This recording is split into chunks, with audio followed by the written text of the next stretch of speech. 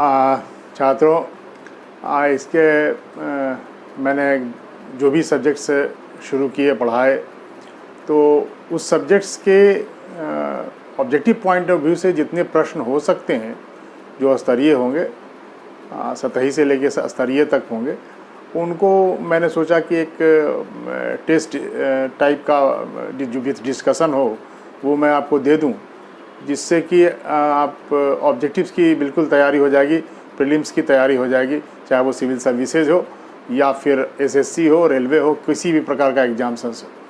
तो हर एक सेगमेंट्स के पूरा होने के बाद मैं इस प्रकार के क्वेश्चंस को लेकर के आप लोगों के सामने आऊँगा।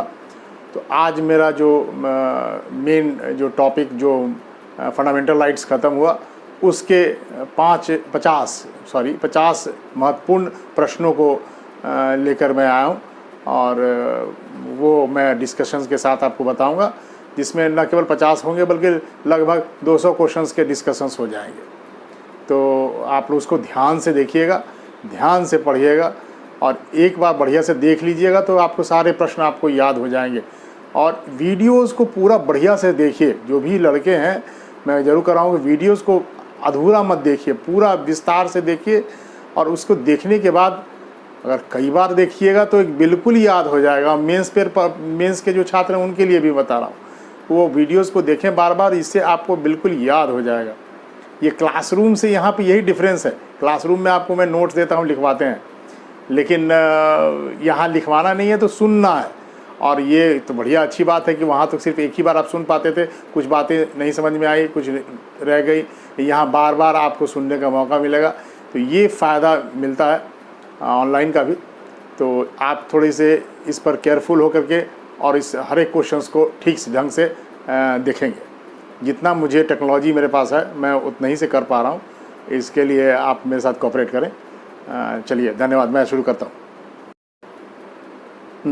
पहला जो प्रश्न है, मौलिक अधिकार संविधान के किस भाग में है?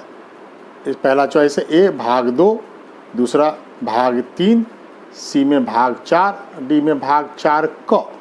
तो इसका जो सही जवाब उत्तर होगा भाग 3, क्योंकि भाग 2 में नागरिकता के संबंधित बातें की गई हैं, भाग 4 में डायरेक्टिव प्रिंसिपल्स यानी राज्य के नीति निर्देशक तत्व की बात की गई है, और भाग 4 क में फंडामेंटल ड्यूटीज़ यानी मौलिक कर्तव्य की बात की गई है।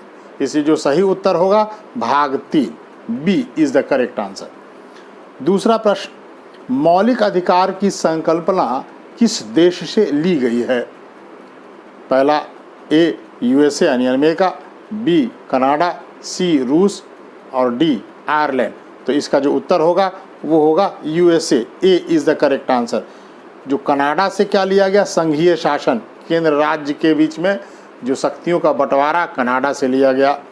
रूस से मौलिक कर्तव्य लिए गए, और प्लानिंग भी, जिसको आप योजना आयोग जो गठित हुआ वो रूस से ली गई, और आयरलैंड से डायरेक्टिव प्रिंसिपल राज्य के नीति निदेशक तत्व लिए गए। अब आए प्रश्न तीसरा, मौलिक अधिकार समिति के अध्यक्ष कौन थे? तो संविधान समिति जो गठित की गई थी उसमें मौलिक अधिकार के अध्यक्ष कौन बनाए गए समिति के? तो ये जवाहरलाल नेहरू ए, बी तेज बहादुर सप्रू, सी सरदार वल्लभ पटेल, और डी राजेंद्र प्रसाद। तो इसका जो करेक्ट आंसर होगा वो होगा सी सरदार वल्लभ भाई पटेल। ये समिति के अध्यक्ष ये थे, और इसके अंतर्गत 2 उप समितियां भी गठित की गई थी, जो मैंने लेक्चर में बताया था आपको, जिसमें उप समिति आप कहें उसके अध्यक्ष बने जेबी कृपलानी साहब, और अल्पसंख्यक उप समिति जो गठित की गई फंडामेंटल राइट्स के, जो अल्पसंख्यकों के मौलिक अधिकार की बात की, उसके जो अध्यक्ष बनाए गए एच.सी. मुखर्जी, और संघ शक्ति समिति के अध्यक्ष जवाहरलाल नेहरू, और राजेंद्र प्रसाद जो बने वो प्रक्रिया समिति और वार्ता समिति, जो प्रोसीड्योर कमेटी थी, और जो आपस में एक दूसरे से वार्ता करने का जो था बात थी, वो इन्हीं को बनाया गया। चूँकि ये संविधान सभा के अध्यक्ष थे, इसलिए वार्ता समिति के ये भी अध्यक्ष बनाए गए। तो ये हमारा तीसरा प्रश्न था। चौथा जो है, मूल संविधान में मौलिक अधिकार की संख्या कितनी थी? अब इसमें सजगता बरतनी है आपको। थोड़ा सा हड़बड़ाहट में लोग करते हैं तो लोग वर्तमान वाला जो है 6 मार देते हैं, पूछा है एग्जाम्सन में मूल संविधान जिस समय संविधान बना था उस समय मौलिक अधिकार की संख्या कितनी थी? 7। B is the correct answer, 7 थी। और अभी वर्तमान में पूछेगा तब 6 आप देंगे। ठीक है। नेक्स्ट 5वां क्वेश्चन, मौलिक अधिकार के तहत राज्य को किस अनुच्छेद के तहत परिभाषित किया गया? राज्य मैंने बताया था मौलिक जो अधिकार है वो 12 से लेकर 35 के बीच है, और 12 में क्या है? राज्य की परिभाषा दी गई है, राज्य को परिभाषित किया गया है। राज्य कौन होगा? मैंने बताया था राज्य में कौन कौन लोग आएंगे, तो राज्य में केंद्रीय विधान जो है, संसद जो है वो आएगी, उसके बाद केंद्र सरकार आएगी, राज्य विधानमंडल आएगा, राज्य सरकार आएगी, एवं अन्य प्राधिकारी जो इतने भी निगम हो गए सरकार के, जहाँ भी 1 रुपया भी सरकार का इन्वेस्ट है वो सब इस परिधि के अंतर्गत, राज्य की परिधि के अंतर्गत आता है, जिसका मैंने परिभाषा 12 के तहत आपको बताया था। 12 में राज्य की परिभाषा दी गई है। 13 में क्या दिया गया है? संवैधानिक पुनर्विलोकन का अधिकार। जो बी ऑप्शन है उसका क्या है? 13 संवैधानिक न्यायिक पुनर्विलोकन। 13 में संविधान का के अंदर कौन सी बातें आएंगी, समाविष्ट होंगी और उसको कौन नहीं होंगी, इसका जो देखने का कार्य कौन करेगा? वो उच्चतम न्यायालय और उच्च न्यायालय। तो ये 13 के तहत उसको अधिकार प्राप्त है कि किस विधि को संविधान के अंदर शामिल करना, किसको नहीं शामिल करना। ठीक है। तो ये बातें 13 के अधिकार की बात की गई है। और 14 में क्या बातें की गई है? समता का अधिकार, जो राइट टू इक्वलिटी है, समता है, उसकी बात की गई है। और 15 में जाति, धर्म, वर्ण, लिंग, वंश के आधार पर राज्य कोई भेदभाव नहीं करेगा, इसकी बात की गई है। नेक्स्ट आए, किस इस अनुच्छेद के तहत शिक्षण संस्थान में पिछड़े वर्ग को आरक्षण दी गई है? पिछड़े वर्ग को है शिक्षण संस्थान में, यानी एडमिशन में। तो ध्यान में रखिएगा दोनों प्रश्न में, एडमिशन में 15/4 में दी गई है और 16/4 में नियोजन में दी गई है। 15/4 यानी कि ए इज़ द करेक्ट आंसर। 15/4 में शिक्षण संस्थान में एडमिशन में मिलती है आरक्षण की व्यवस्था, और 16/4 में नियोजन में यानी एम्प्लॉयमेंट में, यानी नौकरियों में आरक्षण। और 15/3 क्या कहता है? 15/3 कहता है स्त्रियों और बालकों के लिए राज्य जो विशेष उपबंध करता है वो 15/3 के तहत करता है। और 16/3 के तहत क्या है? 16/3 के तहत अब ये नहीं है, ध्यान में रखिएगा। अब एग्जाम्सन में पूछ सकता है। 16/3 अब समाप्त हो चुका, क्योंकि 16/3 में जम्मू कश्मीर के लिए विशेष उपबंध किया गया था। धारा 370 के तहत जम्मू कश्मीर के निवासियों को नौकरियों में और शिक्षण संस्थानों में जो आरक्षण दी जाती थी वो 16/3 के तहत विशेष रूप से था, दूसरे राज्यों के लोगों को नहीं मिलता था। तो ये 16/3 के तहत था। अब वो निवासी वाली जो ये है वो समाप्त कर दी गई, धारा 370 समाप्त कर दिया गया, इसलिए ये 16/3 का प्रावधान भी फ्रीज हो चुका। अब आए हम लोग क्वेश्चन नंबर 7 पे। क्या है? अस्पृश्यता का अंत। 7 में क्या है? अस्पृश्यता का अंत, अनटचेबिलिटी का एबॉलिशमेंट किस अनुच्छेद के तहत किया गया? अनुच्छेद 17 के तहत किया गया। डायरेक्ट क्वेश्चन है, बहुत सतही प्रश्न है। एग्जाम्सन में, छोटे छोटे एग्जाम्सन में बहुत आते हैं, रेलवेज के एग्जाम्सन में ये सब बहुत प्रश्न आते हैं। किस अनुच्छेद के तहत संविधान में उपाधियों का अंत कर दिया गया?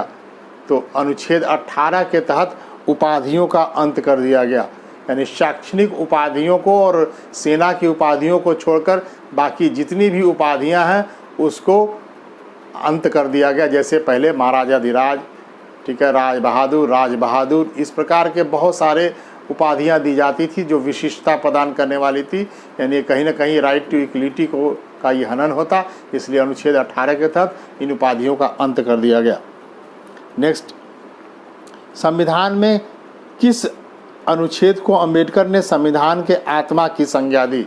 मैंने आपको बताया था कि संवैधानिक उपचारों का अधिकार, ये आर्टिकल 32 को अंबेडकर ने संविधान के आत्मा की संज्ञा दी, अनुच्छेद 32। और नेहरू जी ने किसे दी थी?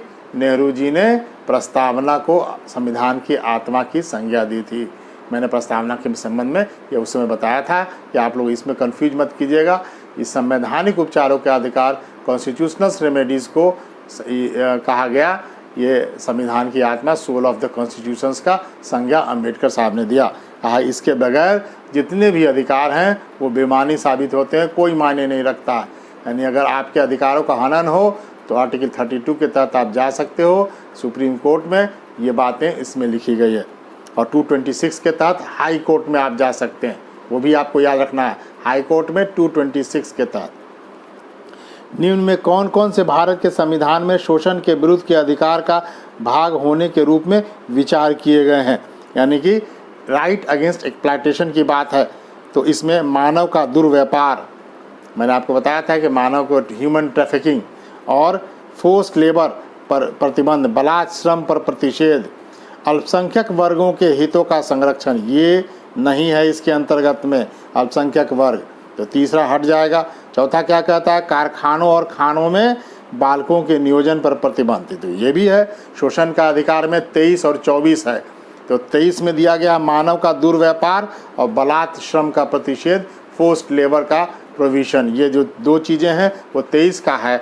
और खानों और में बालकों के नियोजन पर प्रतिबंध ये आर्टिकल 24 का अंग है, तो ये होगा। यानी 1, 2, 4, 1, 2, 4 किस में है? सी में, यानी C is the correct answer. Next है 11वां, भारत में वाक स्वतंत्रता और अभिव्यक्ति स्वतंत्रता का अधिकार 1 भारत की प्रभुता की अखंडता के आधार पर निर्बंधित है। यानी कि प्रभुता और अखंडता के आधार पर निर्बंधन किया गया इसमें, यानी कि इस पर रीजनेबल रिस्ट्रिक्शंस लगाए गए हैं। तो रीजनेबल रिस्ट्रिक्शंस को जो लगाने के जो तरीके हैं उसमें भारत की एकता और अखंडता, राज्य की सुरक्षा, अंतर्राष्ट्रीय मैत्री एवं सद्भाव, लोक व्यवस्था, न्यायिक अवमानना, यानी अगर आपने न्यायालय की अवमानना की तब मान हानि और अपराध का उद्दीपन, यानी किसी को अपराध के लिए आपने स्टिमुलेट किया, उसको प्रोवोक किया, ये सब है वाक और अभिव्यक्ति की स्वतंत्रता का हनन। ठीक है, अगर मान लिया आपके किसी के कहने से कोई आत्महत्या कर ले तो देखिए केस हो जाते, आपने प्रोवोक किया, आपने कुछ लिखा, उसको इसकी जैसे आहत हो गया, तो ये अभिव्यक्ति नहीं है कि आपकी अभिव्यक्ति के चलते कोई आदमी अपनी आत्महत्या कर ले, तो ये भी एक निर्बंधन है, वाक और अभिव्यक्ति का अंग है। तो इस आधार पर रीजनेबल रिस्ट्रिक्शंस लगाए गए हैं। दूसरा है न्यायालय की अवमानना के आधार पर, मैंने अभी बताया कि अगर न्यायालय की अवमानना होगी वो भी होगा, यानी 1 और 2 दोनों सही है। विदेशी राज्यों के मैत्रीपूर्ण संबंध के आधार पर निर्बंधन, यानी मैंने कहा कि इसमें अंतर्राष्ट्रीय मैत्री एवं सद्भाव ये आ गया इसमें। और चौथा है अल्पसंख्यकों के संरक्षण के आधार पर, ये नहीं है, अल्पसंख्यकों के संरक्षण का कोई आधार निर्बंधन का नहीं है समाविष्ट, इसलिए चौथा नहीं होगा। 1, 2 और 3 ये सही है, यानी 1 और 2, 3 यानी ए इज़ द करेक्ट आंसर। तो ये हुआ 11वां क्वेश्चन। अब 12वां पे आते हैं। भारत में निम्न में से किस एक मूल अधिकार में सूचना का अधिकार सम्मिलित है? सूचना का अधिकार, मैंने आपको बताया था कि सूचना का अधिकार वाक और अभिव्यक्ति की स्वतंत्रता के अधिकार का ही अंग माना गया। इसमें जो केस हुए तो इसमें कहा गया, इसी के बाद देखिएगा सूचना का अधिकार अधिनियम 2005 लाया गया और इसके बाद वाक और अभिव्यक्ति के अंतर्गत इसको माना जाता है। प्रेस की स्वतंत्रता भी वाक और अभिव्यक्ति की स्वतंत्रता ही है। और सूचना का अधिकार, आपको सूचना प्राप्त करना है, ये वाक और अभिव्यक्ति की स्वतंत्रता है। किसी से सूचना प्राप्त करना, आप सूचना प्राप्त करने का आपको अधिकार है। इवन कि जो प्रत्याशी चुनाव में खड़ा होते हैं उनका इन्फॉर्मेशन भी आपको प्राप्त करने का अधिकार है, ये भी सूचना के अधिकार के तहत शामिल किया गया। इसको लीगलाइज किया गया, इसको एक्ट बनाया गया। सूचना के अधिकार को और मौलिक अधिकार के 19 का अंग सुप्रीम कोर्ट ने इसे बनाया। 19(1)(a) के तहत वाक अभिव्यक्ति के अंतर्गत इसको शामिल किया। नेक्स्ट लिखिए अनुच्छेद 13, क्वेश्चन नंबर 13। क्वेश्चन नंबर 13 है कि निम्न आधारों में से कौन सा अधिकार भारत में सभी व्यक्तियों को उपलब्ध नहीं है? अब इसमें देखिए, इसमें विधि के समक्ष समता। अब विधि के समक्ष अगर समता की बात है तो ये विदेशियों को भी मिला हुआ, विधि के समक्ष सभी समान है। उसके बाद भेदभाव के विरुद्ध अधिकार। अब भेदभाव के विरुद्ध अधिकार, ये जो 2 है, नंबर 2, ये भी भेदभाव नहीं करेगा विदेशियों के बीच में और नागरिकों के बीच में कोई भेदभाव नहीं होना चाहिए। तीसरा, चुनाव लड़ने का अधिकार। अब ये चुनाव लड़ने का अधिकार ये किसी विदेशी नागरिक को नहीं है। चुनाव लड़ने का भारत का नागरिक होना चाहिए तो ये नहीं है। देश भर में भ्रमण करने का अधिकार। अब देश भर में स्वतंत्र भ्रमण करना है, देश भर में स्वतंत्र भ्रमण करने का अधिकार सब जगह विदेशियों को नहीं है, बहुत जगह कहीं जगह प्रतिबंधित भी है। इसलिए 3 और 4 ये दोनों नहीं होगा। बाकी 1 और 2 भेदभाव के विरुद्ध अधिकार और विधि के समक्ष समता। भेदभाव को यहाँ पे थोड़े से बृहत रूप में है, केवल भेदभाव लिख देंगे तो आप नहीं कर सकते हैं। लेकिन अगर कहीं कहेंगे कि आप कहीं आप भ्रमण करने गए हैं, घूमने गए हों और वहाँ पर देखिएगा कि आपसे टिकट जो है उसके चार्जेज 50 हैं और उनके चार्जेज 500 रुपया हैं, तो वहाँ तो भेदभाव किया गया। तो ये पर्यटन के उद्देश्य से थोड़ा सा आंशिक रूप से है। तो ये जो ऑप्शन होगा ये ऑप्शन पर निर्भर करता है। अगर केवल भेदभाव लिखा हुआ हो तब तो इसको आप नहीं करेंगे, क्योंकि भेदभाव हर एक जगह भेदभाव है, वहाँ पे नहीं है। लेकिन नागरिकों में बहुत सारे चीज़ों में भेदभाव की गई है। देखिए ध्यान में रखिएगा कि नागरिकों को 15, 16, 19, 29 और 30 ये अधिकार प्राप्त हैं, विदेशियों को ये अधिकार प्राप्त नहीं है। 15, 16, 19, 29 और 30 और विदेशियों को 14, 20, 21, 23, 24, 25, 26, 27, 28 ये अधिकार प्राप्त हैं विदेशियों को भी। यानी कि समता का अधिकार, दैहिक स्वतंत्रता का अधिकार, शोषण के विरुद्ध अधिकार, यही शोषण के विरुद्ध है भेदभाव वाला। और 25, 26, 27, 28 25, 26, 27, 28 ये धार्मिक स्वतंत्रता का अधिकार है, ये भी मिला हुआ है किसी को भी। तो ये ध्यान में रखिएगा कि ये ऑप्शन क्या होगा, सी इज़ द करेक्ट आंसर। थोड़ा सा इसमें देर लगेगी, थोड़ा सिविल सर्विसेज स्टाइल का प्रश्न है, ये थोड़ा स्तरीय प्रश्न है। होता क्या है पॉलिटी में चाहे किसी भी प्रश्न में, सिविल सर्विसेज में और एसएससी में और रेलवेज के एग्जाम्स में अंतर क्या है, इस क्वेश्चंस के पूछने के तरीके थोड़े से बदल दिए जाते हैं, ट्रिकी कर दिए जाते हैं, लेंदी होता है। एक प्रश्न में 4 प्रश्न समाहित होते हैं, बस यही अंतर। संपत्ति का अधिकार को किस संविधान संशोधन के तहत कानूनी अधिकार दिया गया? 44वें संविधान संशोधन 1978 के द्वारा संपत्ति के अधिकार को मौलिक अधिकार की सूची से बाहर करके उसके 301 के तहत विधिक अधिकार दे दिया गया। आगे भी प्रश्न है, सी इज़ द करेक्ट आंसर। यहाँ से बहुत प्रश्न आते हैं। निम्न अधिकारों में से कौन सा अधिकार 19(1)(d) को मिलाकर पढ़ने अनुच्छेद 19(1)(d) को अनुच्छेद 21 से मिलाकर पढ़ने पर प्राप्त होता है? ए, विदेश यात्रा का अधिकार, बी, शरण पाने का अधिकार, सी, एकांतता का अधिकार, डी, सूचना प्राप्त करने का अधिकार। तो ये ध्यान में रखिएगा 19(1)(d) में क्या है। 19(1)(d) कहता है आबाद संचरण करने का अधिकार, यानी कहीं भी देश की सीमाओं में कहीं भी घूमने का अधिकार।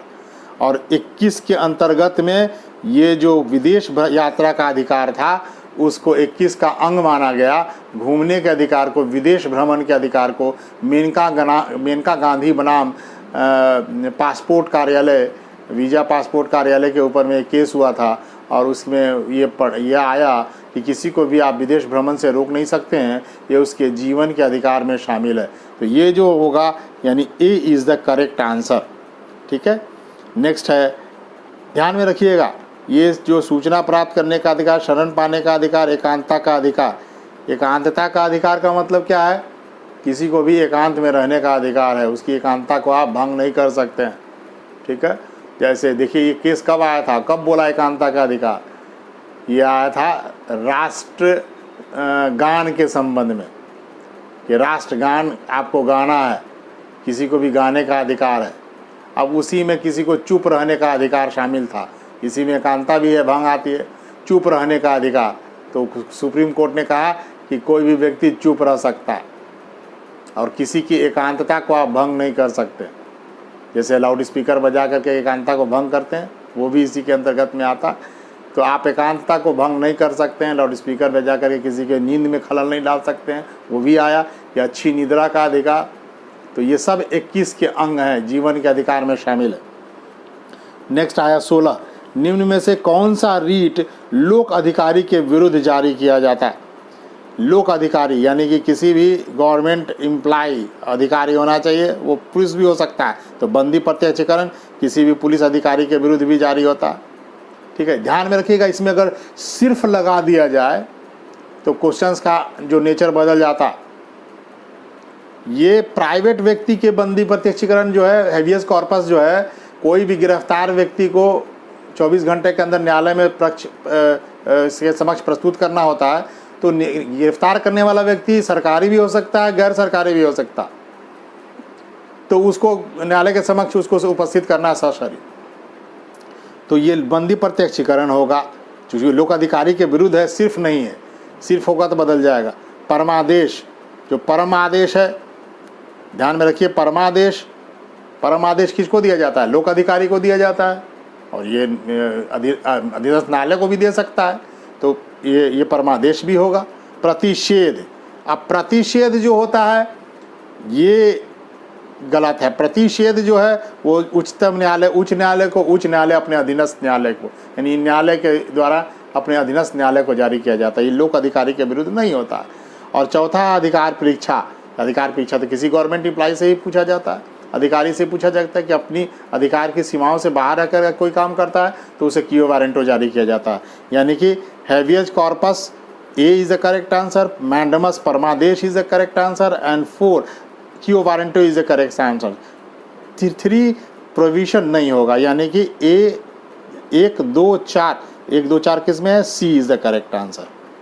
ठीक है, अब आइए, कोई भी धार्मिक संस्थान संपत्ति अर्जित कर सकता है। अब ये धार्मिक संस्थान संपत्ति अर्जित किसके तहत कर सकता है? 25 के तहत है आपको क्या 25 में क्या है? 25 कहता है कि आप अंतःकरण है, आप अपने मान सकते हो कोई भी, ठीक है। लेकिन 26 ये कहता है कि आप कोई भी धर्म मानने के लिए 25 कहता है अंतःकरण की स्वतंत्रता है आपको मानने के, और 26 कहता है कि धार्मिक संस्थान एक बॉडी के रूप में, एक व्यक्ति के रूप में भी कार्य करता है, और वो संस्थान खरीद सकता है, संपत्ति भी अर्जित कर सकता है। आप देखेंगे तमाम धार्मिक संस्थानों के पास अकूत संपत्तियाँ, ठीक है। अभी बहुत सारा आ रहा था, पैंडेमिक सिचुएशन में एक बात आ गई कि सारे धार्मिक संस्थान जो है वो भी अपना कंट्रीब्यूशंस करें, दें यहाँ पे। उन लोगों के पास बहुत, एक सांसद ने कह दिया कि जो आपके पास जितने भी गहने हैं और जितने भी चढ़ावा में मिलता है सोना, वो सोना उसमें से आप दे दीजिए राष्ट्र के नाम पर।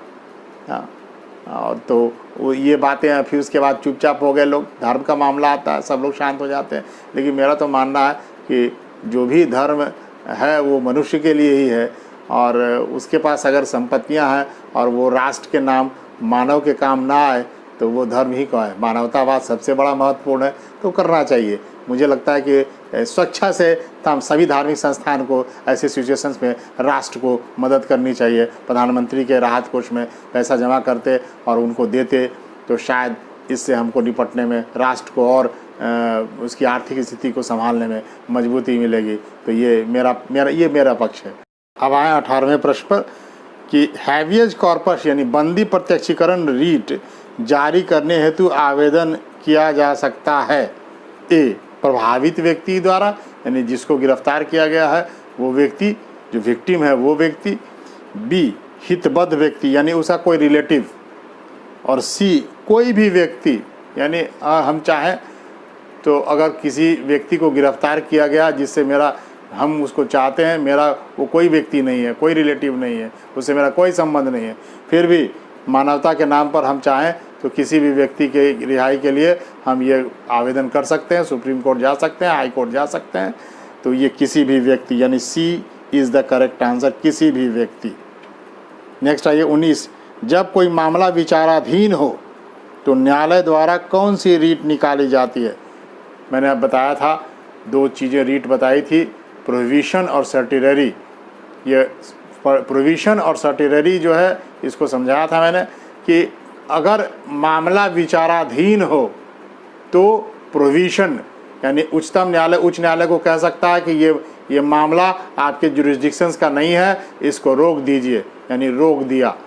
लेकिन अगर उसने डिसीजन दे दिए हैं तब देख के आएगा कि ये सर्टेलरी होता है, उत्प्रेषण होता है। ये अगर आपने डिसीजन दे दिया तो कहेगा कि ये जो मामला है ये मेरे पास भेज दीजिए, उत्प्रेषण यानी ऊपर की ओर भेज दीजिए। तो यहाँ पे क्वेश्चंस क्या है, जब विचाराधीन हो, मामला विचाराधीन हो तो क्या होगा, प्रतिषेध। A is the correct answer. Next है 20, रीट जारी करने का अधिकार किसे है? किसे है? सिर्फ उच्च न्यायालय, अधीनस्थ न्यायालय, उच्च न्यायालय एवं उच्चतम न्यायालय, सिर्फ उच्चतम न्यायालय। तो आप क्या देंगे, उच्चतम न्यायालय और उच्च न्यायालय दोनों। C is the correct answer. Article 32 के तहत उच्चतम न्यायालय और आर्टिकल 226 के तहत उच्च न्यायालय, यानी सी इज द करेक्ट आंसर। न्यायालय द्वारा किस अनुच्छेद को सबसे अधिक विस्तारित किया गया? मैंने कहा था ये प्रश्न कभी मैं जब पढ़ा रहा था, मुझे लगता है कि ये शायद 60वीं से 62वीं में मुख्य परीक्षा में आया था संभवतः। मैं बच्चों से हमेशा कहता रहा बहुत महत्वपूर्ण है। 21 को विस्तारित सुप्रीम कोर्ट ने सबसे ज़्यादा व्याख्या करके अगर विस्तारित किया है तो 21 को, इसके बाद 19 को। 19 और 21 की बहुत व्याख्या हुई है, 21 की व्याख्या सर्वाधिक हुई है। लगभग 26 से 27 चीज़ें जो हैं उसमें सुप्रीम कोर्ट ने जोड़ी। तो इसका सी इज़ द करेक्ट आंसर।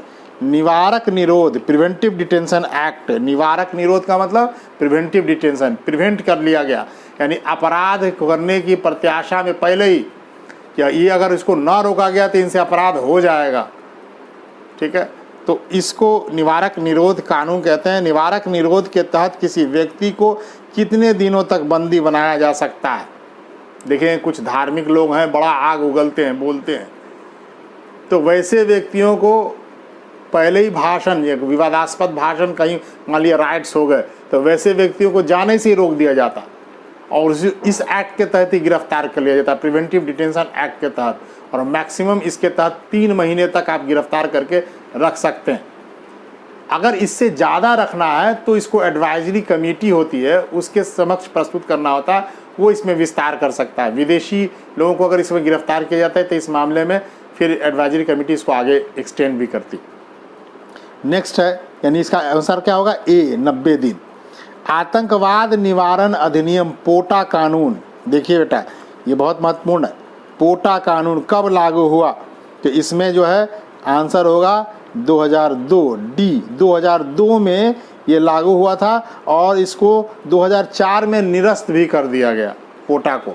ये सब जो कानून है ये निवारक निरोधी कानून है और इसके तहत कई एक्ट बनाए गए, जैसे कि 19, देखिए एक पहला जो ऑप्शन 1971 मैंने दिया, ये किस लिए दिया, इस पर बताने के लिए कि 1971 में मीसा एक्ट बना था। ठीक है, 71 की बात है मीसा, और उसी के बाद इसी एक्ट के फिर विरोध में वही देखिएगा 74 वाले आंदोलन में तमाम ऐसे होती है। इसलिए उसी समय लालू प्रसाद यादव की बेटी जो है वो पैदा हुई थी, इसी एक्ट के विरोध में उन्होंने अपनी बेटी का नाम भी मीसा रख दिया था, इसलिए मीसा भारती उनका नाम है।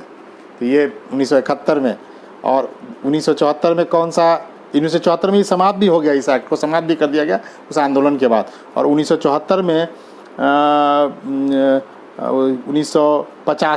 1985 में टाडा एक्ट बना था। 1985 में टाडा एक्ट के तहत देखिए संजय दत्त गिरफ्तार हुए थे, 1985 में बना था और 1995 में इसको समाप्त कर दिया गया। और अभी जो एक्ट जो 1980 में बना था, राष्ट्रीय सुरक्षा अधिनियम, वो NSA जो अभी भी चल रहा है, राष्ट्रीय सुरक्षा अधिनियम, इसके तहत गिरफ्तार किया जाता है तमाम जो आतंकवादी गतिविधियों में या कुछ इस प्रकार की राष्ट्र विरोधी जो बातें करते हैं उनको इसी राष्ट्रीय सुरक्षा अधिनियम के तहत गिरफ्तार किया जाता। तो ये चल रहा। तो अब आए हम लोग 24वां प्रश्न पर। भूतलक्षी दंड विधि, एक्स पोस्ट फैक्टो लॉ। भूतलक्षी का मतलब इंग्लिश में होता है एक्स पोस्ट फैक्टो लॉ, वैसा लॉ जो उत्तर तिथीय जो है उस पर लागू नहीं होगा। यानी जिस समय आप अपराध कर रहे हो या 20 का पार्ट है, आर्टिकल 20 का पार्ट है, जीवन के दैहिक स्वतंत्रता का पाठ है कि अगर आप किसी से आप अपराध आपसे हुआ है और उस अपराध की उस समय जो सज़ा है वो वही आपको प्राप्त होगी। उसके बाद अगर किसी को उसमें परिवर्तन करती है संसद और अधिक उसमें कठोर कानून बनाती है तो उस विधि के अनुसार आपको दंड नहीं प्राप्त होगा। तो ये जो लॉ है ये, लेकिन ये ध्यान में रखिएगा ये सिर्फ क्रिमिनल लॉ के लिए है, कोई इनकम टैक्स और कोई दीवानी काम ये के लिए लॉ के लिए काम नहीं करता, सिर्फ आपराधिक कानून के लिए क्रिमिनल जो है उसके लिए ये लागू होता है। तो यानी कि आपका जो प्रश्न है ए इज़ द करेक्ट आंसर, अनुच्छेद 20 के तहत ये बातें दी गई है। नेक्स्ट आए 25वां प्रश्न, 86वां संविधान संशोधन क्या है? 86वां संविधान संशोधन 2002 अनुच्छेद 21A के तहत जो बालकों का शिक्षा पाने का जो अधिकार है उसको जीवन के अधिकार में शामिल कर लिया गया, 21A में जोड़ दिया गया। इसलिए 86वां संविधान संशोधन तीनों में है। 86वां संविधान संशोधन के तहत 21A के तहत बालकों का अधिकार था और उसके तहत 45A के तहत वो डायरेक्टिव प्रिंसिपल्स में डाला गया और 11वां जो मौलिक कर्तव्य है उसके तहत अभिभावकों का कर्तव्य है कि वो अपने बच्चों को स्कूल भेजें, ये डाला गया। यानी तीनों में 86वें संविधान संशोधन की परिधि वो कवर करता है, वो तीनों मौलिक अधिकार भी, राज्य का नीति तत्व भी और मौलिक कर्तव्य भी। नेक्स्ट जो प्रश्न है अब मैं उसमें आऊँ, ये है 26वां प्रश्न कि भारतीय संविधान का मैग्ना कार्टा किसे कहा जाता है? तो भारतीय संविधान का मैग्ना कार्टा मैंने बताया था उसी समय कि मैग्ना कार्टा जो है वो मौलिक अधिकार को मैग्ना कार्टा की संज्ञा दी गई। इंग्लैंड में सबसे पहले मौलिक अधिकार की बात की गई थी, सामंतों को मौलिक अधिकार और कुछ श्रमिकों को मौलिक अधिकार दिए गए थे। तो ये जो बातें थी ये मैग्ना कार्टा उसको कहा गया इंग्लैंड का, और ये वहीं से हम लोगों ने ये बातें जो ली अमेरिका से, तो इसको हम कहे कि ये भी मौलिक अधिकार भी जो है वो हम लोग का मैग्ना कार्टा है। तो अगर पूछे कि भारतीय संविधान का मैग्ना कार्टा किसे कहा गया तो ये मौलिक अधिकार को, यानी B is the correct answer. संपत्ति का अधिकार वर्तमान में क्या है? तो मौलिक अधिकार है नहीं, ये तो समाप्त कर दिया गया 31 को। गैर संवैधानिक अधिकार है, यानी संविधान में क्या इसकी चर्चा नहीं है? तो संविधान में तो चर्चा है, गैर संवैधानिक नहीं कहेंगे इसको। 300A के तहत इसको जोड़ा गया है, भाग 12 में इसको रखा गया है। विधिक अधिकार यानी कि ये लीगल राइट्स है, सी इज़ द करेक्ट आंसर। इसको प्राकृतिक अधिकार नहीं कहते हैं, इसको विधिक अधिकार कहते हैं, यानी C is the correct answer. Legal rights है ये। फिर नेक्स्ट देखिए, संपत्ति का अधिकार वर्तमान में किस अनुच्छेद के अंतर्गत आता है? अनुच्छेद 300 क के तहत, जैसा कि मैंने बताया कि उसको विधिक अधिकार का दर्जा दिया गया और 300A के अंतर्गत डाल दिया गया।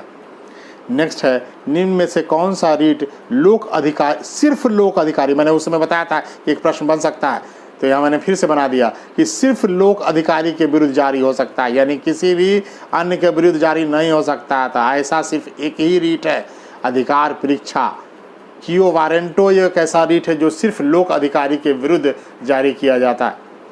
नेक्स्ट है 30वां प्रश्न, किसी भी धर्म को अपनी भाषा और लिपि को संरक्षित करने का अधिकार प्राप्त है।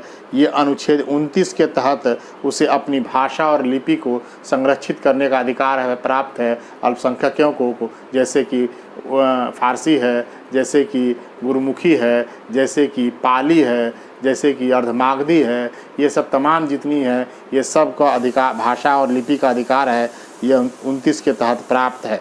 28 के तहत क्या प्राप्त है कि शिक्षण संस्थान में धार्मिक शिक्षा देने का अधिकार, ये 28 के तहत प्राप्त है।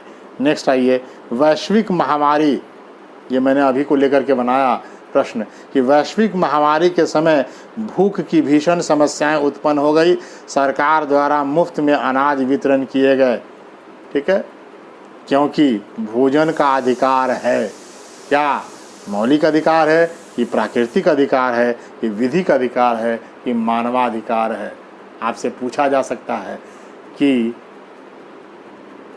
भूख जो है उसमें आपको भूख लगी हुई है तो भोजन का अधिकार किस में है? तो ये व्याख्या की सुप्रीम कोर्ट ने और कहा कि भोजन का अधिकार भी मौलिक अधिकार है। प्राण एवं दैहिक स्वतंत्रता के अंतर्गत शामिल किया, अनुच्छेद 21 का अंग बनाया। तो इसको ट्विस्ट करके पूछा जा सकता है, ये सिविल सर्विसेज स्टैंडर्ड का है, इस बार आ सकता है। तो ये प्रश्न बहुत इंपॉर्टेंट है। 31 मौलिक अधिकार, ए is the correct answer. Next आइए, किस अनुच्छेद को संविधान के प्रहरी की संज्ञा दी गई? संविधान का प्रहरी, यानी मैंने बताया था कि 13 और 32 आपको याद रखना है।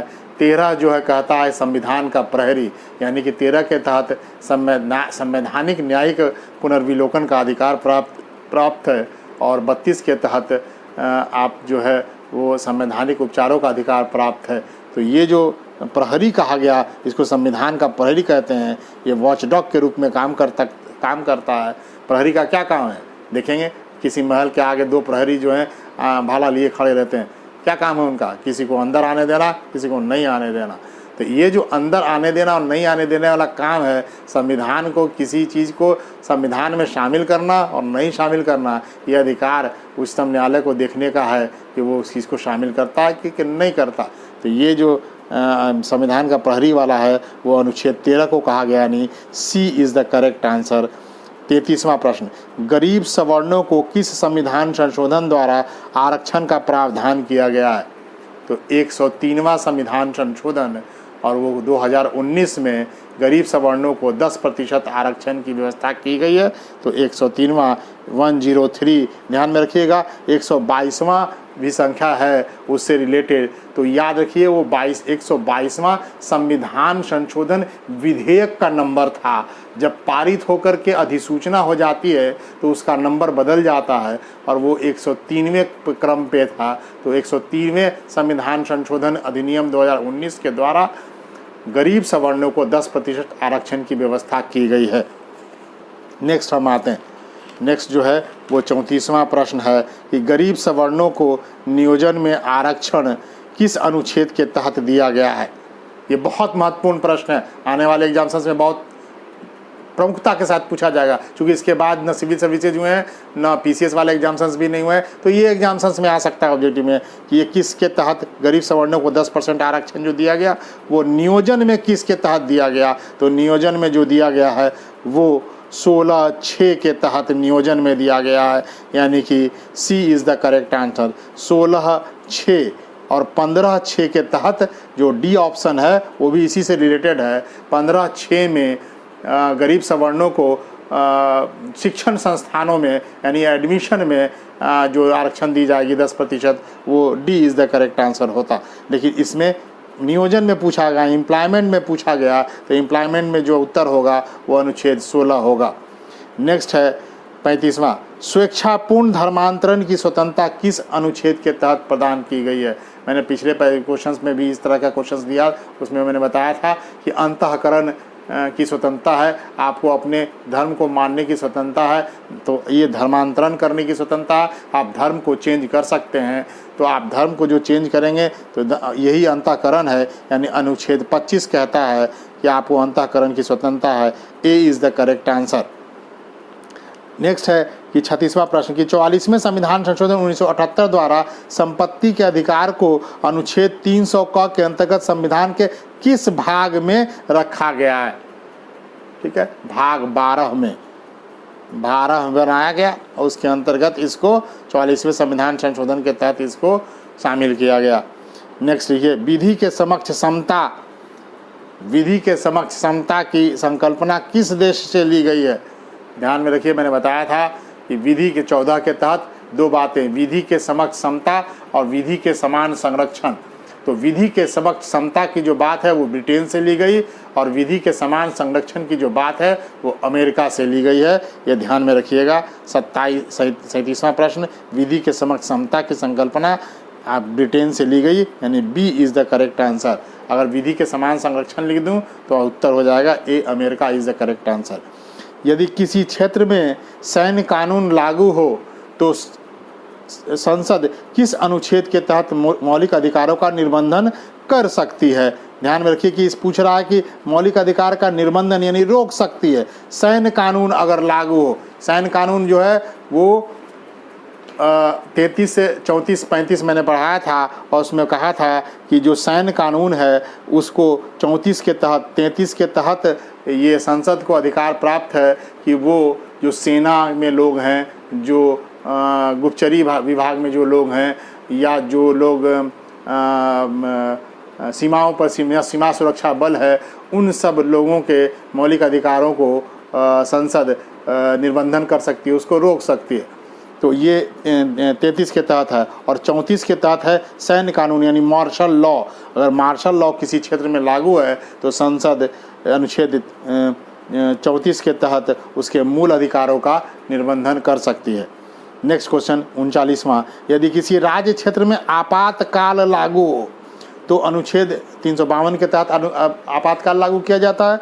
तो किस अनुच्छेद के तहत अनुच्छेद 19 स्वतः निलंबित हो जाता है? यानी जैसे ही आपने आपातकाल लागू किया, अनुच्छेद 352 लागू किया कि 19 जो है स्वतः निलंबित हो जाएगा, वो किस अनुच्छेद के तहत है? तो उसका उत्तर होगा ए 358। अनुच्छेद 358 के तहत मौलिक अधिकार में जो स्वतंत्रता का अधिकार के तहत जो वाक और अभिव्यक्ति की स्वतंत्रता है, वो 19 के तहत वो स्वतः समाप्त हो जाती है।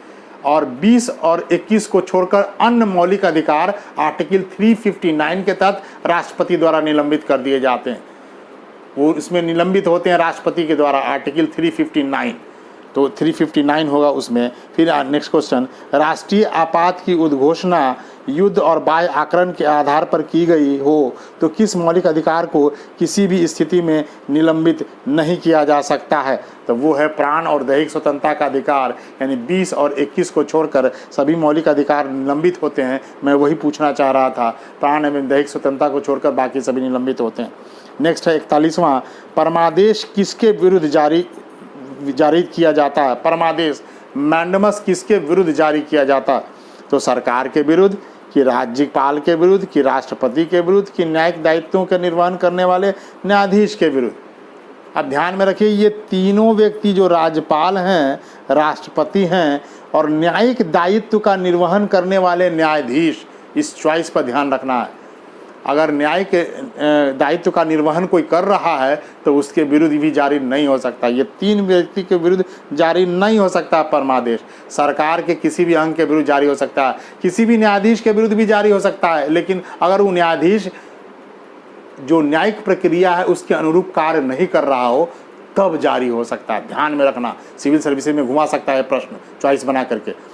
तो न्यायिक दायित्व का निर्वहन करने वाले न्यायाधीश हैं तो उसके ऊपर जारी नहीं होगा, और न्यायपाल के ऊपर नहीं होगा, राष्ट्रपति के ऊपर नहीं होगा। यानी इसका उत्तर क्या होगा? सिर्फ एक, ए is the correct answer. Next है समलैंगिकता का अधिकार को सम्मिलित किया गया है। ये सुप्रीम कोर्ट के सम्मिलित किया, इधर ही किया, समलैंगिकता का अधिकार, ठीक है, कि इसको किसके अंतर्गत माना? इसको कहा है प्राण एवं दैहिक स्वतंत्रता का अधिकार है, यानी अनुच्छेद 21 का अंक माना। ये भी आ सकता है, इंपॉर्टेंट क्वेश्चन है।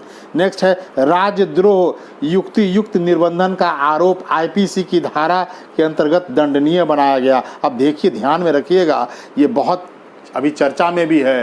राजद्रोह 124A बहुत चर्चा में है। राजद्रोह अभी इन पर देखिए, राजस्थान में जो सचिन पायलट हैं उसके ऊपर भी 124A का मामला दर्ज कर दिया गया, राजद्रोह का मामला।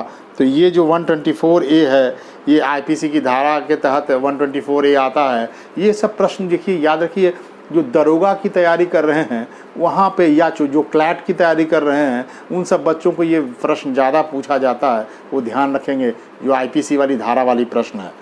नेक्स्ट है 44, भारतीय दंड संहिता 1860 आईपीसी एक्ट 1860 में कंपाइल हुआ था कि धारा 499 के अंतर्गत किसे परिभाषित करते हुए इसे अनुच्छेद 21 का अंग बनाया गया। यानी आईपीसी की धारा 499 क्या कहता है, किसको करता है? तो इसमें ध्यान रखिएगा, ये मानहानि है।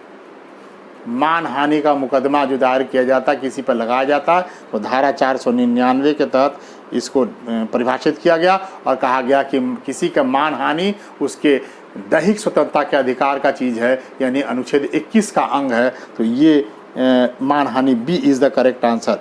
नेक्स्ट जो प्रश्न है वो निम्नवाद का संबंध किस किस मौलिक अधिकार के अंश से है उसे सुमेलित करें। अब देखिए ये जो प्रश्न है थोड़ा बहुत सतही नहीं है, सिविल सर्विसेज लायक है। मेनका गांधी बनाम पासपोर्ट विभाग का जो केस है वो किससे है? विदेश भ्रमण का अधिकार, ये शामिल किया गया। विशाखा बनाम राजस्थान सरकार, देखिए इसमें विशाखा एक्ट ही आ गया था। विशाखा बनाम राजस्थान सरकार, विशाखा ने जो महिला थी उनके नाम पर ही है। कार्यस्थल पर महिलाओं के यौन उत्पीड़न से बचाव का अधिकार, ये भी आर्टिकल 21 का अंग बनाया गया, यानी राइट टू लाइफ का अंग बनाया गया। मोहिनी जैन बनाम कर्नाटका सरकार, ये होगा क प्राथमिक शिक्षा का अधिकार। ठीक है, मोहिनी जैन ये प्राइवेट जो कॉलेजेज होते हैं मेडिकल के, उनमें एक फ़ीस को लेकर के इनका विवाद था और उसको लेकर के 60,000 मांगा गया फ़ी। जब इनका कैपिटेशन फ़ी जमा करने में असफल रही थी तो ये सुप्रीम कोर्ट चली गई और सुप्रीम कोर्ट ने अपनी व्याख्या के दौरान ये कहा, और ये कहा कि जो उच्च शिक्षण संस्थानें हैं प्राइवेट, इसमें राज्य सरकार अपना निर्णय लेगी, लेकिन जो प्राथमिक शिक्षा का अधिकार है वो बनाया कि 14 वर्ष तक की जो शिक्षा है वो इसी में शामिल की। इसी के तहत निर्णय दिया और सरकार फिर उसके बाद उसको शामिल की। 6 से 14 वर्षों के लोगों को जो शिक्षा पाने का अधिकार है उनमें मौलिक अधिकार 21A उसमें जोड़ा गया। तो ये हुआ प्राथमिक शिक्षा का अधिकार। और MC मेहता बनाम केंद्र सरकार, ये अच्छे पर्यावरण का अधिकार, ये है। ये अच्छे पर्यावरण का अधिकार जो है, आप एक जो केसेज आया था वो किसी मुझे याद नहीं आ रहा वो कंपनी का नाम, वो संभवतः किसी जहरीली गैस के संबंध में किया गया था और उसमें कुछ लोग मर गए थे और इसके बाद इन्होंने दाखिल किया था। तो इसके अच्छे पर्यावरण के अधिकार को कहा गया कि जो अच्छे पर्यावरण का अधिकार है वो दैहिक स्वतंत्रता का अधिकार है, जीने का अधिकार है, तो इसको भी शामिल किया गया। और 84 में जो वो कांड हुआ था भोपाल गैस ट्रेजेडी, वो भी इसमें आया और उन्हें सुप्रीम कोर्ट के डिसीजंस में उसमें कहा गया कि अच्छा पर्यावरण का जो अधिकार है वो दैहिक स्वतंत्रता का अधिकार है। तो ये महत्वपूर्ण है केसेज। इस केसेस को याद रख करते हुए कौन कौन चीज़ किसमें शामिल किए गए, ये बहुत इंपॉर्टेंट है।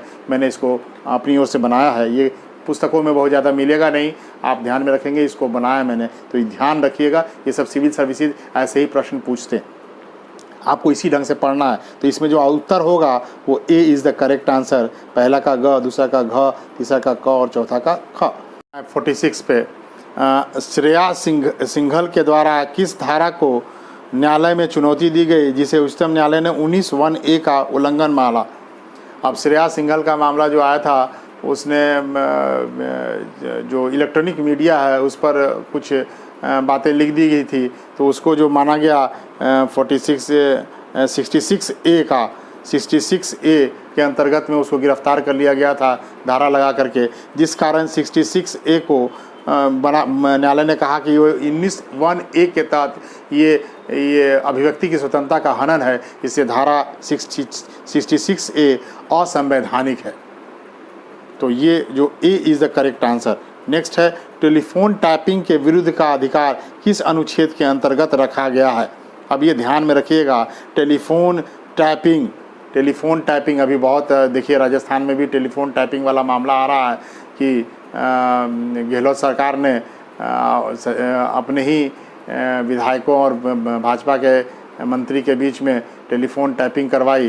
तो टेलीफोन टैपिंग का जो अधिकार है ये मौलिक अधिकार का हनन है और अगर टेलीफोन टैपिंग सिद्ध होता है तो वो उनके ऊपर कार्रवाई भी हो सकती है। तो ऐसे होते रहे हैं, टेलीफोन टैपिंग लोग गैर संवैधानिक है और इसको आपको नहीं कर सकते हैं। आर्टिकल 21 का हनन माना जाता है। प्राण एवं दैहिक स्वतंत्रता के अंतर्गत में ये फ़ोन टैपिंग भी आता। तो इसमें 21 ये B का अनुच्छेद 21 का ये पार्ट है, तो ये B is the correct answer. अब आऊँ 48 पर पेरुमल मुरुगन वाद 2016 में चेन्नई की उच्च न्यायालय ने किस स्वतंत्रता का उल्लंघन माना। अब पेरुमल मुरुगन जो है वो तमिलनाडु के रहने वाले थे लेखक हैं और टीचर भी हैं। तो इन्होंने जो है 2013 में इनके विरुद्ध वाद दाखिल धार्मिक संस्थान के कुछ लोगों ने किया कि इनकी एक पुस्तक थी वन पार्ट वुमेन, और उसका जो कथ्य है उस नोवेल का कि अगर बच्चा नहीं होने के कारण जो सामाजिक दबाव है उसके कारण वो महिला जो है वो पर पुरुष के साथ संबंध रख करके बच्चा प्राप्त करती है, तो वो जो चीज़ें हैं उसको लेकर के उन्होंने कहा कि हमारी संस्कृति पर हमला है, और लोग उनके किताब के विरुद्ध जो है न्यायालय में चले गए। तो ये न्यायालय ने कहा कि नहीं, ये 19(1)(a) का जो है वो स्वतंत्रता मिली हुई है, ये अभिव्यक्ति की स्वतंत्रता है, किसी की अभिव्यक्ति की स्वतंत्रता को छीना नहीं जा सकता है, इसलिए उनके विरुद्ध जो है वो केसेस जो है वो खारिज कर दिए गए और उन्होंने कहा कि ये अभिव्यक्ति की स्वतंत्रता है। लेकिन लेखक पी मुरुगन ने कहा कि आज पी मुरुगन का जो दुखी हो गए बहुत, और उन्होंने कहा कि पी मुरुगन जो लेखक है वो मर गया और आज अब वो भगवान नहीं है कि पुनर्जीवित हो सकता है। तो ये जो उनके आहत होने के बाद ये कोटेशन है ये बहुत चर्चित रहा था। नेक्स्ट है 49वां प्रश्न कि राष्ट्रीय आपात की उद्घोषणा किस आधार पर किए जाने से मौलिक अधिकार का निलंबन नहीं हो सकता है। थोड़ा ट्रिकी क्वेश्चन है, तो ये ध्यान में रखिएगा। युद्ध, बाह्य आक्रमण और सशस्त्र विद्रोह, ये 3 आधार पर ही है हमारे यहाँ। देखिए, आंतरिक गड़बड़ी का आधार समाप्त कर दिया गया था। इंदिरा गांधी जी की दुरुपयोग लगाई थी, इमरजेंसी जो लगा था वो आंतरिक गड़बड़ी के आधार पर लगा था। तो आंतरिक जो डी चॉइस है तो पहले ही समाप्त कर दिया गया था। इसके आधार पर मौलिक अधिकार का निलंबन वाली बातें तो ये तो नहीं ही है। और इसमें सशस्त्र विद्रोह ये लिखा गया कि सशस्त्र विद्रोह के आधार पर अगर राष्ट्रीय आपात की उद्घोषणा की जाती है तो इसमें मौलिक अधिकार का निलंबन नहीं हो सकता। यानी 2 ही आधार पर, युद्ध और बाह्य आक्रमण के आधार पर ही निलंबन हो सकता, सशस्त्र विद्रोह के आधार पर नहीं हो सकता। इसमें चॉइस अगर अप्रोप्रिएट खोजेंगे तो यही सी ही होगा, लेकिन चॉइस अगर आंतरिक गड़बड़ी भी है यानी सी और डी ये दोनों हो सकता है। क्योंकि डी भी, अब डी तो आपातकाल के लिए शर्त रह ही नहीं गया, तो आप अगर डी को भी कहें तो इसमें इस चॉइस में तो होगा। बीपीएससी जैसे फंसाता है, ये बीपीएससी लायक प्रश्न है कि सी और डी दोनों हो सकता है, डी भी हो सकता है, लेकिन मोस्ट अप्रोप्रिएट अगर कहा जाए तो सी इज़ द करेक्ट आंसर। सशस्त्र विद्रोह के आधार पर मौलिक अधिकार अगर आपातकाल लगाई जाए तो मौलिक अधिकार का निलंबन नहीं किया जा सकता। 50वां प्रश्न है कि निम्न में से कौन सा रीट न्यायालय के विरुद्ध प्रयुक्त नहीं किया जा सकता। तो ये है परमादेश। मैंने कहा था किसी भी अधिकारी या किसी भी न्यायालय के न्यायाधीश के विरुद्ध भी हो सकता है। परमादेश, मैंडमस है, परम आदेश और जारी किया जा सकता है या मैंडमस। और प्रतिषेध तो न्यायालय के विरुद्ध ही होता है, उत्प्रेषण न्यायालय के विरुद्ध ही होता है। बंदी प्रत्यक्षीकरण में न्यायालय के विरुद्ध, ये किसी लोक अधिकारी या किसी प्राइवेट व्यक्ति जो भी उसको गिरफ्तार किया, किसी को गिरफ्तार कर लेता है, किसी को फोर्सली उसको गिरफ्तार करके रख लेता है, तो ये बंदी प्रत्यक्षीकरण is the correct answer. D इसमें न्यायालय के विरुद्ध प्रयुक्त नहीं होता है, D is the correct answer. तो ये रहा 50 प्रश्न, महत्वपूर्ण प्रश्न। इसको केयरफुली आप देखेंगे और कई बार इसको आप एक बार बना लेंगे तो आपका मौलिक अधिकार से कोई भी प्रश्न मुझे नहीं लगता कि आपका छूटेगा। एक बार वीडियोस बढ़िया से देखना है और इसको वीडियो कंप्लीट ज़रूर देखिए, क्योंकि बहुत छोटी छोटी बातें हैं जो कह जाता हूँ वो सब एग्जाम्सर्स के लिए बहुत महत्वपूर्ण है। उसी को एलेबोरेट करके लिख देना है मेंस में, वो बहुत महत्वपूर्ण है।